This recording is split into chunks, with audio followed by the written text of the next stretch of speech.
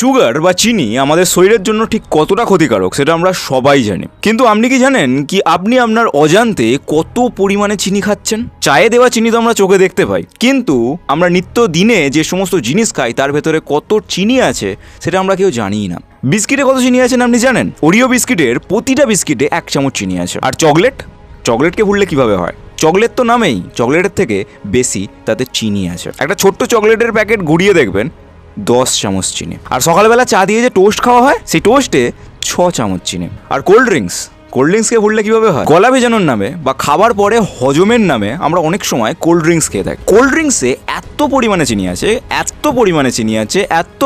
চিনি আছে যে সেই চিনিটাকে নিউট্রিলাইজ করার জন্য কেমিক্যালের সাহায্য নেওয়া হয়। আর টমেটোর থেকে বেশি তো চিনিই থাকে। আর চিপস, কুরকুরের মতো নোনতা জাতীয় খাবারেও চিনি। Energy drink, protein bar, peanut butter, সুপের প্যাকেজ দই, লস্যি, এতেও ভরে ভরে চিনি। অনেক সময় প্যাকেজিং করার সময় চালাক কোম্পানিগুলো লোকেদের বোকা বানানোর জন্য সুগার না লিখে ডেক্ট্রোজ, মল্টোজ, সুক্রোজ, গ্যালেটোজ, ক্রন সিরাপ, মেল্টোগ্যালেক্টোরিন এসব ওয়ার্ড ব্যবহার করে, যেগুলো আর কিছুই না, চিনি।